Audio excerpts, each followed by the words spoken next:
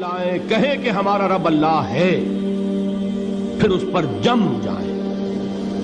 ان پر فرشتوں کا نزول ہوتا ہے، نہ کوئی غم کرو نہ خوف، خوشیاں مناؤ جنت کی جس کا تم سے وعدہ کیا گیا تھا۔ اللہ کی ربوبیت پر اطمینان جب انسان کو ہو جاتا، میرا رب اللہ ہے، ربی اللہ، انسان کے لیے نہ کوئی کھٹکا، نہ کوئی خطرہ، نہ کوئی خوف، نہ کوئی حزن۔ جو کچھ ہو رہا ہے کس کے اذن سے ہو رہا ہے؟ اللہ کے اذن سے۔ اللہ کے اذن کے بغیر پتہ تک نہیں ہلتا۔ یہ کوئی اندھا بہرا مادہ نہیں ہے جس سے مجھے کوئی خوف ہو۔ اندھا بھینسا چلا آ رہا ہو اس سے تو ڈرنے کا ہر انسان کو ڈرنا چاہیے، نہ معلوم کس کو ٹکر مار دے۔ لیکن نہیں، اس کائنات کو چلانے والا ایک سمیع و بصیر خدا ہے، وہ جو میرا دوست ہے، میرا ولی ہے۔ اللہ ولی الذین آمنوا یخرجہم من الظلمات الی النور۔ اللہ اہل ایمان کا ولی ہے، ساتھی ہے، پشت پناہ ہے، مددگار ہے، حمایتی ہے۔ بتائیے جسے یقین ہو جائے کہ اللہ میرا مددگار، اللہ میرا محافظ، اللہ میرا پشت پناہ، اللہ میرا حمایتی، اس کے لیے کوئی خوف ہوگا؟ اس سے کوئی ڈر ہوگا؟ میں مثال دیا کرتا ہوں ایک بہت سادہ، پنجاب کے دیہات کی۔ تو بڑا چودھری ہے اور کوئی غریب کسان ہے۔ اس غریب کسان کے جانوروں کو ہر وقت اندیشہ ہوگا چوری کا، کوئی میری بھینس کھول کر نہ لے جائے، کوئی میرا بیل کھول کر نہ لے جائے۔ لیکن جس کے بارے میں یہ سب کو معلوم ہو کہ وہ جو بڑا چودھری ہے وہ اس کا دوست ہے، اس کی بچیا کو کوئی خوف ہوگا؟ اس کی بھینس پر کوئی ہاتھ ڈالے گا؟ اسے کوئی اندیشہ ہوگا؟ نہیں۔ کیوں؟ کہ وہ بڑا چودھری، بڑا اس کا یہاں کا سردار، جاگیردار، سب کو معلوم ہے وہ میرا دوست ہے، کوئی میرے خلاف اقدام نہیں کر سکتا۔ اس دنیا میں یہ چھوٹی سی بات اگر آپ کے دلی اطمینان اور سکون کا باعث بن سکتی ہے تو ذرا تصور کیجئے۔ میں لفظ تصور استعمال کروں گا صرف اس لیے کہ اس کا ہم جس کو کہتے ہیں ادراک اور شعور کر نہیں سکتے، اگر کے ساتھ کر سکتے۔ اگر یقین ہو کہ اللہ میرا مددگار اور یقین ہو کہ اللہ ہر آن میرے ساتھ ہے، پھر کوئی خوف، کس کا خوف؟ کوئی شے اللہ سے بالا تر ہے؟ کوئی قوت اس سے زیادہ طاقتور ہے؟ کوئی اس کے ارادے کو بدلنے والا ہے؟ کوئی اس کی مشیت کے آڑے آنے والا ہے؟ یہی بات ہے جو حضور نے فرمائی۔ یہ ایمان کا حاصل ہے لب لباب، کہ دیکھو اچھی طرح اس بات کو ذہن نشین کر لو، اگر تمام انسان مل کر تمہیں کوئی نقصان پہنچانا چاہے نہیں پہنچا سکتے، مگر جو کچھ اللہ نے لکھ دیا ہو، اور تمام انسان مل کر تمہیں کوئی نفع پہنچانا چاہے نہیں پہنچا سکتے، مگر وہ شے جو اللہ نے طے کر دی۔ آپ پھر میں کہوں گا ذرا طاری کیجئے، اسے فرض کیجئے، اسے سوچئے۔ اگر اس حدیث پر ہمارا دل ٹھکا ہوا ہو تو کسی سے ڈر ہوگا؟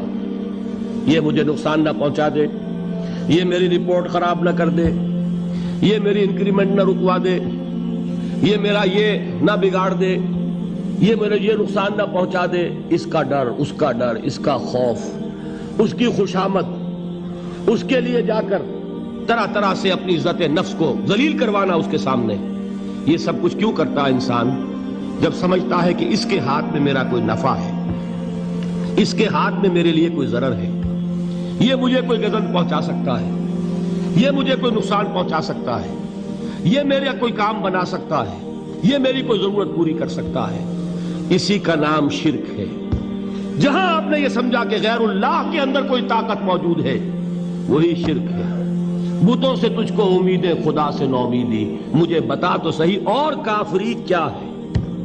شرک تو یہ ہے جس پر بھی تمہیں یہ خیال ہے، کلمہ ہے یہ کلمہ سوم، لا حول ولا قوت الا باللہ، ذرا اس پر دل کو کبھی اگر آپ تصور کریں، پھر فرض کریں، دل ٹھک جائے اس پر، کوئی طاقت نہیں۔ یہی بات تھی جو شیخ عبد القادر جیلانی رحمۃ اللہ علیہ نے اپنی وصیت میں اپنے بچے سے کہی. 11ویں دینے والے ہیں، لیکن حضرت شیخ عبد القادر جیلانی کی وصیت اور تعلیمات کو کتنے لوگ ہیں جو جانتے ہو؟ یہ جن مقامات تک پہنچے ہیں وہ کس چیز کی بدولت پہنچے ہیں؟ انہوں نے جو پیغام دیا وہ کیا تھا؟ اے میرے بچے، جس طریقے سے قرآن مجید میں حضرت لقمان کی نصیحتیں جو ہے نقل کر دی گئی ہیں، میں یہ عرض کروں گا بالفرض اگر قرآن حضرت عبد القادر جیلانی کے بعد نازل ہوا ہوتا تو شیخ عبد القادر کی یہ نصیحتیں بھی قرآن میں درج ہوتی. اتنی اونچی نصیحتیں ہیں. اے میرے بچے، اس حقیقت کو ذہن نشین کر لے، لا فاعل فی الحقیقت ولا مؤثر الا اللہ. اس کائنات میں نہ کوئی فاعل حقیقی ہے نہ مؤثر حقیقی ہے سوائے اللہ. کسی شے میں کوئی تاثیر نہیں اگر اللہ نہ چاہے. آگ جلا نہیں سکتی اگر اللہ نہ چاہے. پانی ڈبو نہیں سکتا اگر اللہ نہ چاہے. زہر ہلاک نہیں کر سکتا اگر اللہ نہ چاہے. کوئی چیز فائدہ نہیں پہنچا سکتی اگر اللہ نہ چاہے. تو در در پہ کیوں سر جھکاتے ہو؟ در در پر کیوں جبیں سائی کرتے ہو؟ سب کے سامنے کیوں ہاتھ پھیلاتے ہو؟ ایک اللہ سے مانگو. ایک اللہ کے سامنے زمین پر اپنی جبین رکھو. لا فاعل فی الحقیقت ولا مؤثر الا اللہ. نظر آتا ہے ہمیں کہ پانی پیاس بجھا دیتا ہے. پیاس بجھانے کی صلاحیت پانی میں نہیں ہے، اللہ کے اذن سے. کھانا بھوک مٹا دیتا ہے. بھوک مٹانے کی صلاحیت کھانے میں نہیں ہے، اذن رب میں. دیکھیے یہی یقین تھا. حضرت موسیٰ علیہ السلام کا واقعہ یاد کیجئے. سامنے سمندر آ گیا ہے. قوم دیکھتی ہے پیچھے کہ گرد و غبار کا طوفان ہے. معلوم ہوا کہ فرعون اپنے لشکر سمیت آ گیا ہے. لشکر جب چلتا تھا تیز رفتاری کے ساتھ تو گرد و غبار کا جو طوفان اٹھتا تھا اس کا تصور کیجئے. اور لمحہ بلمحہ وہ قریب آ رہا ہے. پوری قوم نے کیا کہا؟ اے موسیٰ انا لمدرکون. اے موسیٰ ہم کو پکڑے گئے. قرآن مجید نے تو یہاں وہ باتیں نہیں لکھی ہے، لیکن تورات میں یہ درج ہے کہ بنی اسرائیل جھگڑنے لگے، دست و گریبان ہو گئے موسیٰ کے ساتھ. موسیٰ ہمیں یہاں مروایا لا کر، اس سے تو ہم ہی بہتر تھے. وہاں کھانے کو ملتا تھا، زندگی تو تھی. بیگار ہم کر رہے تھے، موت تو نہیں تھی. اب جو کچھ ہوگا اس کا تصور کرو، جس طریقے سے ہمارے ٹکڑے اڑائے جائیں گے. تو لڑ رہے ہیں حضرت موسیٰ علیہ السلام سے. یہ تورات کی تفصیل ہے. قرآن میں صرف اتنا آیا ہے، پریشان ہو کر انہوں نے کہا انا لمدرکون. موسیٰ ہم تو پکڑے گئے. اس وقت موسیٰ کا جواب کیا ہے؟ کلا ان معی ربی سیہدین. نہیں، میرے ساتھ میرا رب ہے، وہ راستہ دے گا. بتائیے کہاں راستہ نظر آ رہا ہے؟ یہ ہے ایمان بالغیب. راستہ نظر نہ آئے تب اللہ پر یقین ایمان ہے. جیب میں پیسے ہوں اور تب دل کو اطمینان ہے تو ایمان کس پر ہوا؟ پیسے پر، اللہ پر نہیں. جب وسائل و ذرائع نہ ہو اور پھر یقین ہو کہ اللہ مسبب الاسباب ہے، وہ اسباب کا پابند نہیں ہے، وہ اسباب کا محتاج نہیں ہے، اسباب اس کے محتاج ہیں. اگر یہ یقین ہے تو اللہ پر ایمان ہے. یہ نہیں ہے تو تمہارا ایمان اسباب پر ہے، وسائل پر ہے، ذرائع پر ہے، مادیات پر ہے، اللہ پر نہیں. اس وقت کہاں راستہ تھا؟ کوئی راستہ تھا